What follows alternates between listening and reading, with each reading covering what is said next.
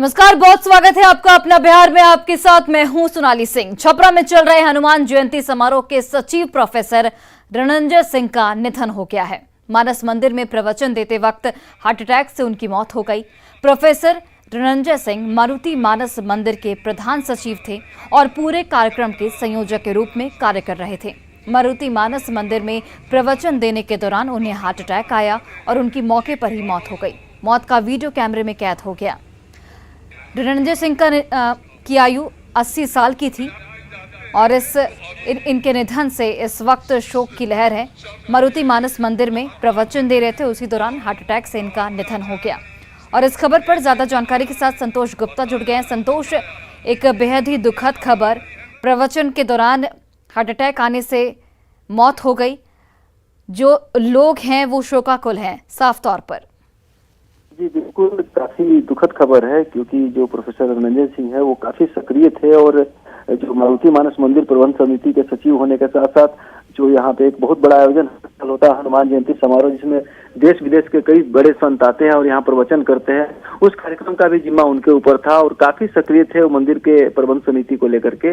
और आज जब ये घटना आई तो पूरा शहर जो है शोक में डूब गया है और लोग सोशल मीडिया में भी अपना शोक संवेदना व्यक्त कर रहे हैं। सबसे बड़ी बात है कि ऑन कैमरा जिस तरह से आप देख सकते हैं, वीडियो भी अब सामने आ गया है कि किस तरह से वो बिल्कुल सामान्य व्यक्ति की तरफ, जो कोई उन्हें क्यों तकलीफ नहीं थी उसके पहले से, और अचानक बोलते वक्त उनको हार्ट आता और अचानक वो गिर पड़ते हैं मंच से। उनको आनंद फानन में उठाकर सदर अस्पताल ले जाया गया, जहाँ डॉक्टरों ने उन्हें मृत घोषित कर दिया। उसके बाद पूरा जो कार्यक्रम था, जो एक भक्तिमय माहौल था मारुति मानस मंदिर का, वहाँ शोक दौड़ गया और उस कार्यक्रम को तत्काल स्थगित कर दिया गया। किसी तरह से जो आज शाम का आरती था उसे किया गया, भगवान का जो आरती था उसको संपन्न कराया गया, लेकिन ये घटना सामने आई उसे लेकर के पूरे जो भक्त समाज है, जो संत समाज है, उसमें शोक की लहर गई है। जी चलिए संतोष, बहुत बहुत धन्यवाद तमाम जानकारियों के लिए। और देखिए, नालंदा में न्यूज 18 की खबर का बड़ा असर हुआ है। हिलसा उपकारा में सेलफोन का खेल की खबर दिखाए जाने के बाद डीएम के निर्देश पर एसडीओ और डीएसपी हिलसा ने तत्काल एक टीम बनाकर अचानक जेल में छापेमारी की। दरअसल हिलसा उपकारा के वायरल वीडियो ने जेलों में चल रहे खेल का खुलासा कर दिया है। हिलसा जेल में कैदियों की महफिल सजती थी। ताश के पत्ते और गांजे के चिल्लम पर कैदियों की हर दिन मौज मस्ती होती है। वायरल वीडियो में कैदियों की बातचीत के मुताबिक ये सब कुछ जेलर के इशारे पर चलता है। बातचीत में कैदी जेलर का नाम कृष्ण मुरारी रजक बता रहे हैं। जेल के भीतर कैदियों द्वारा बनाई गई कैदियों की महफिल और मस्ती के इस वीडियो में कैदी एक एक चीज बता रहे हैं। कैसे किस मोबाइल को जेल के भीतर लाने में कितना खर्च होता है, गांजा कितने में आता है, शराब की बोतलें कितने में आती हैं, कितनी कीमत उसके लिए चुकानी पड़ती है। कैदी घर का खाना यहाँ पर मंगवा कर खाते हैं। और तो और जेल के अंदर का पूरा नजारा वीडियो रिकॉर्ड कर कैदी बड़े ही शान से इस पूरे कारनामे को बताते दिख रहे हैं। क्या हो रहा है? हिलसा जेल का देखिए छोटका हुआ, ए हुआ 3000 का, अरे ए हुआ 3500, और समसम पे चलिए ए हुआ 10,000। काहे की गाना बजता है, मेमोरी भी लगता है। पैसा सब कौन लेता ये जेलर लेते हैं। क्या नाम है? सन कुछ बोलते हैं, कृष्ण मुरारी रजक बोलते हैं। मांग रहे हैं। आता है कैसे? अरे आता है गेट से यार, और कौन देगा? जेलर देता है यार। बिना जेलर के देखिए तो हाथ में गांजा है। अरे गांजा बना रहे हैं। गेट दिया पार होता है। अरे गेट दिखा, ऐसा दीजिए ना, 10,000 अभी और पार करवा देते हैं। शराबो हो सकता है? अरे शराब तो डेली पीते हैं, ऐसा क्यों बात कह रहे हैं? कितना में मिलता है शराब? अरे वो तो 10,000 पड़ जाता है। देखिए हौदा का पानी है, जानवर पीता है, जो पानी है वो पीते हैं सर। अरे नीचे दिखाओ ना, नीचे ये हुआ हौदा का पानी, देखिए ना हौदा, यही जेलर हम इस हमको पिला रहे हैं, इस पे भी पैसा लगता है।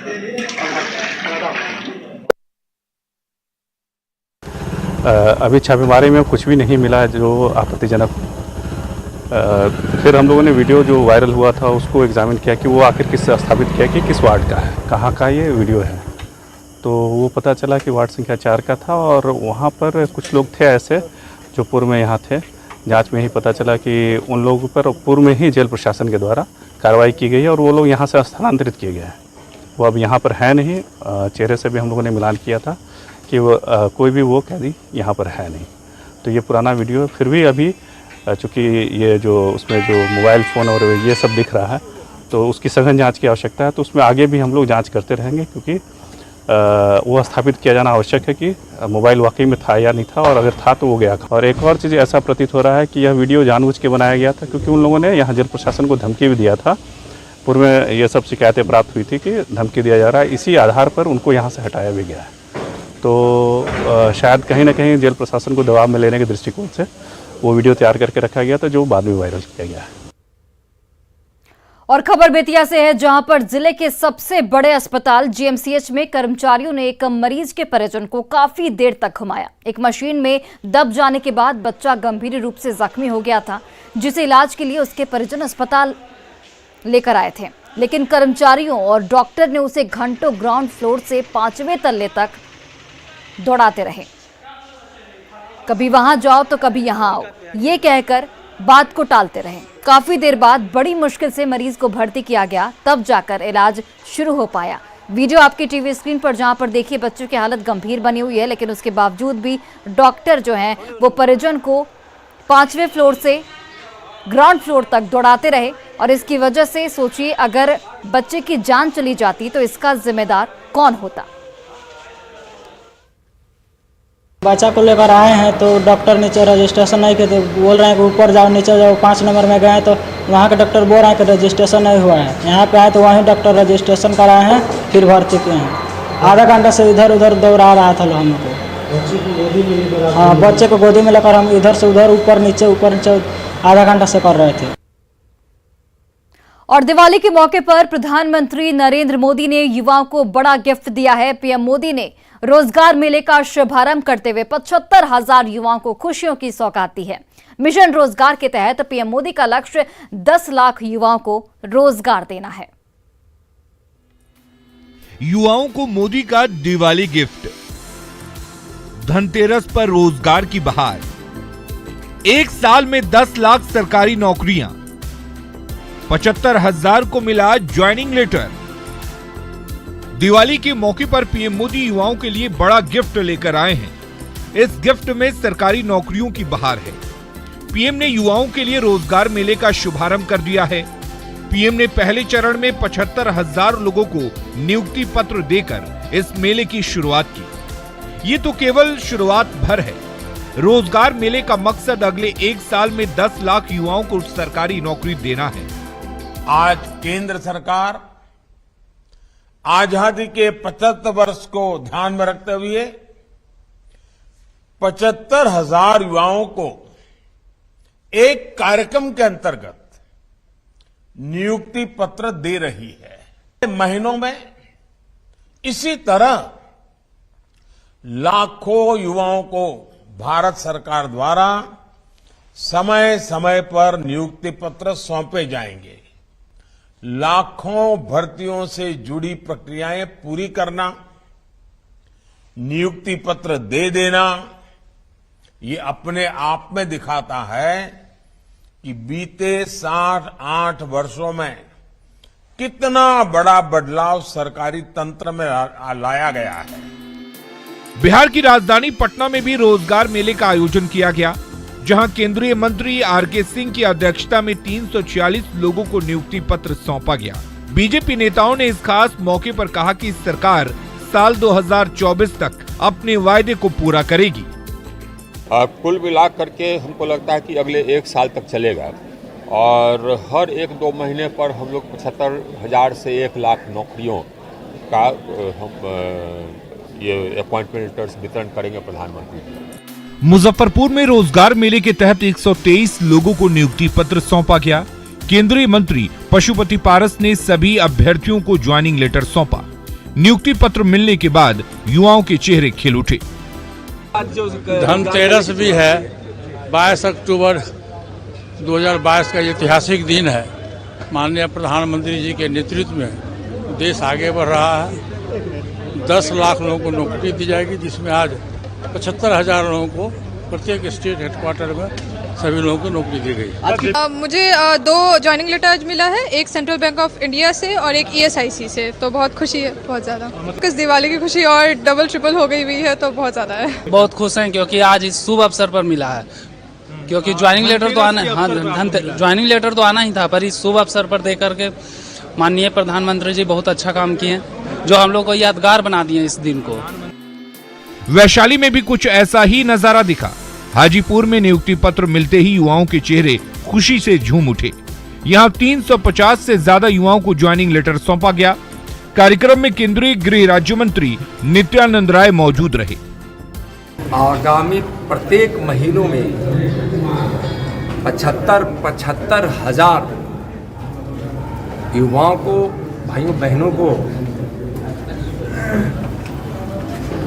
नौकरी की नियुक्ति पत्र दिए जाएंगे और 10 लाख लोगों को नियुक्ति पत्र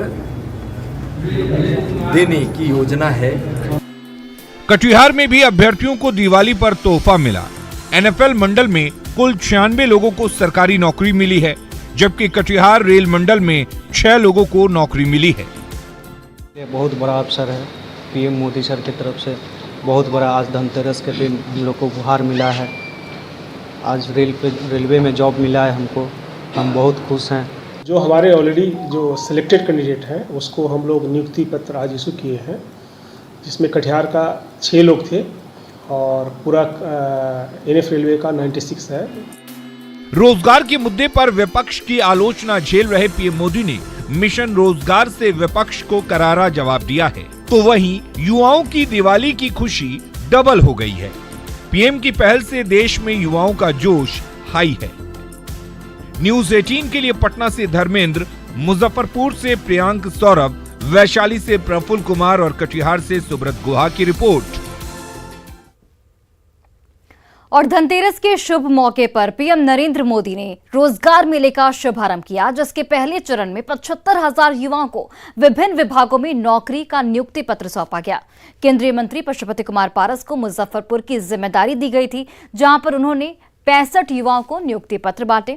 मुजफ्फरपुर से पटना लौटे पशुपति कुमार पारस से बातचीत की न्यूज़ 18 में और उन्होंने कहा कि ये काफी गर्व का पल है। पशुपति कुमार पारस ने कहा कि उन्होंने ईश्वर को तो नहीं देखा, लेकिन आज ईश्वर के रूप में नरेंद्र मोदी भारत के संरक्षक बने हुए हैं। पशुपति कुमार पारस से बात की हमारी सहयोगी विनीता मिश्रा ने।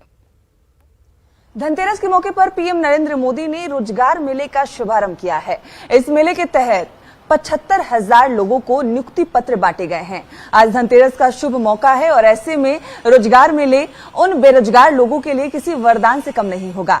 केंद्रीय मंत्री पशुपति पारस को भी जिम्मेदारी दी गई थी मुजफ्फरपुर की, जहां पे कई ऐसे युवा जिन्हें रोजगार की जरूरत है, जिन्हें नियुक्ति पत्र बांटने की जिम्मेदारी इन्हें दी गई थी और इन्होंने नियुक्ति पत्र बांटे भी।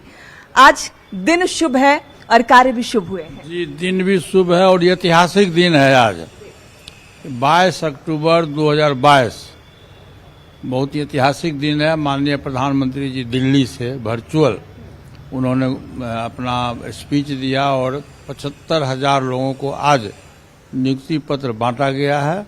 चूँकि ये 75 वर्ष देश की आज़ादी का हुआ, अमृत महोत्सव को 75 वर्ष हुआ, इसी अवसर पर 75 वर्ष में 75,000 लोगों को नियुक्ति पत्र दिया गया और माननीय प्रधानमंत्री जी का निर्देश है कि 1 साल में हम 10 लाख बेरोजगार लोगों को नौकरी देंगे और प्रत्येक माह 75,000 करके हम देंगे। देखिए, प्रधानमंत्री जी का मैं एक बात आपको कह देना चाहता हूं कि ईश्वर को किसी ने देखा नहीं है, लेकिन आज आज़ादी के बाद पहला बार ऐसे प्रधानमंत्री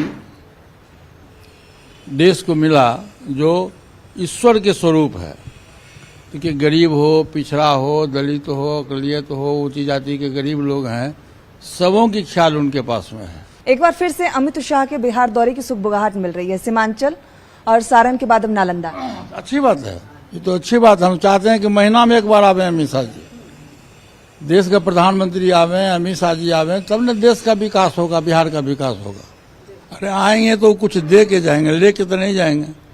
तो आज दिन शुभ है, कार्य भी शुरू किए गए हैं और हर महीने लगभग 75,000 लोगों को नियुक्ति पत्र बांटे जाएंगे और धनतेरस के मौके पर रोजगार मेले से इसका शुभारंभ भी कर दिया गया है। कैमरा पर्सन अजय दुबे के साथ विनीता मिश्रा, न्यूज 18 पटना। बिहार के जल संसाधन मंत्री संजय झा ने दानापुर में धनतेरस के मौके पर युवाओं को दिवाली गिफ्ट दिया। संजय झा ने चयनित 23 जूनियर इंजीनियरों को नियुक्ति पत्र सौंपा। इस मौके पर संजय झा ने कहा कि नीतीश सरकार ने रोजगार को लेकर युवाओं से जो वादा किया है वो धीरे धीरे पूरा किया जा रहा है। इससे पहले जल संसाधन विभाग में 315 जूनियर इंजीनियरों की बहाली की गई थी और 1000 अन्य कर्मचारियों का भी चयन हो चुका है, जिन्हें अगले महीने 10 से 15 नवंबर तक मुख्यमंत्री के हाथों नियुक्ति पत्र सौंप दिया जाएगा। 23 जेई का अपॉइंटमेंट किया है, लेकिन इससे पहले हम लोग 315 जेई का अपॉइंटमेंट किए थे और 1000 लिपिक उनका हमारे यहाँ अपॉइंटमेंट हो गया है और नवंबर 10-15 नवंबर तक मुख्यमंत्री जी के हाथों उनका भी नियुक्ति पत्र बंटवाएंगे और करीब 2300 जेई का नियुक्ति फाइनल स्टेज में मेरे ख्याल से नवंबर लास्ट या दिसंबर तक हो जाना चाहिए। तो उनका नियुक्ति भी तो करीब 4000 के आसपास, 4500 तो हमारे डिपार्टमेंट में एक फेज में इतनी बहाली हो रही है। कल ही मुख्यमंत्री जी 9000 स्वास्थ्य के लोगों को उन्होंने नियुक्ति पत्र बांटा है। और वही देखिए, बिहार सरकार की ओर से युवाओं को नियुक्ति पत्र बांटे जाने पर बीजेपी सांसद सुशील कुमार मोदी ने नीतीश कुमार पर युवाओं को ठगने का आरोप लगा दिया है। सुशील मोदी ने कहा कि ये सभी नौकरी बीजेपी के साथ रहते हुए बहाल की गई है, जिसका श्रेय अब नीतीश कुमार खुद ले रहे हैं। सुशील मोदी ने नीतीश सरकार से 10 लाख सरकारी नौकरी के वादे पर गंभीर सवाल खड़े किए हैं। बिहार के मुख्यमंत्री नीतीश कुमार बिहार के नौजवानों को ठगने का काम कर रहे हैं और जो नियुक्ति पत्र बांट रहे हैं ये वो नियुक्ति पत्र हैं जिनकी पूरी प्रक्रिया एनडीए के शासनकाल में पूरी हो चुकी थी, जिनका विज्ञापन निकला हमारे कार्यकाल में, जिनकी प्रक्रिया पूरी हुई हमारे कार्यकाल में, और आज आप नियुक्ति पत्र बांटकर महागठबंधन को श्रेय देने का प्रयास कर रहे हैं। और महागठबंधन ने तो ये ऐलान किया था कि 10 लाख लोगों को स्थायी नौकरी देंगे। बताएं मुख्यमंत्री जी, क्या वो 10 लाख नौकरियों का? खगड़िया के मानसी थाना के ठाठा गांव के पास एक झपटमार को लोगों ने जमकर पीटा है। दरअसल बाइक सवार अपराधियों ने एक युवक से छिनतई की कोशिश की, साथ ही विरोध करने पर अपराधियों ने गोली भी चला दी। युवक के हाथ में गोली लगी। गोली की आवाज सुनकर स्थानीय लोग वहां पर जमा हो गए और भाग रहे 4 अपराधियों में से एक अपराधी को दबोच लिया गया और फिर उसकी जमकर पिटाई कर दी गई। बाद में सूचना के बाद मौके पर पुलिस पहुंची और अपराधी को छुड़ा कर ले गए। समस्तीपुर में बदमाशों की करतूत का सीसीटीवी फुटेज सामने आया है। घटना सरायरंजन थाना क्षेत्र के रायपुर चौक की है, जहां पर 3 की संख्या में हथियार से लैस अपराधी एक दवा दुकान में घुस गए और दवा दुकान के काउंटर पर बैठे कारोबारी उमेश लाल से रंगदारी देने की मांग करने लगे। उसके बाद अपराधियों ने व्यवसायी के गले से सोने की चेन और अंगूठी लूटकर फरार हो गए। अपराधियों की सारी करतूत वहां पर लगे सीसीटीवी कैमरे में कैद हो गई है। घटना 21 अक्टूबर के रात की बताई जा रही है। और बच्चों को अच्छी से अच्छी शिक्षा जितनी जरूरी है, जितना डिजिटल और स्मार्ट क्लासेस में पढ़ना जरूरी है, उतना ही बच्चों को अपनी संस्कृति से जोड़े रखना भी जरूरी है। और उसी को लेकर दरभंगा के एक स्कूल में अनूठी पहल की गई। लोक आस्था के महापर्व छठ को लेकर हनुमान नगर के राजकीय मध्य विद्यालय थलवार में बच्चों को छठ पूजा के बारे में जागरूक किया गया। इसके लिए छठ पूजा की पूरी विधि बताई गई। छोटे छोटे बच्चे छठी मैया के गीत गाते हुए दौरा लेकर छठ घाट पर जाते हुए दिख रहे हैं, जो देखते ही बन रही है।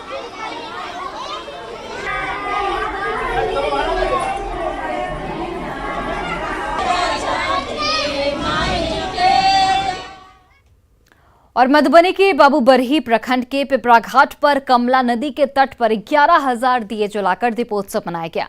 पौराणिक और धार्मिक रूप से पिपराघाट की पहचान प्रसिद्ध तीर्थस्थल के रूप में रही है। बताया जाता है कि प्रयागराज की तरह मधुबनी के पिपराघाट में भी 3 नदियों का संगम होता है। यहाँ कमला, बलान और सोनी नदी का संगम स्थल है, लिहाजा धार्मिक रूप से इस त्रिवेणी तट का काफी महत्व है। स्थानीय ग्रामीणों और कुछ निजी संस्थाओं की पहल पर यहां दीपोत्सव मनाने की परंपरा है।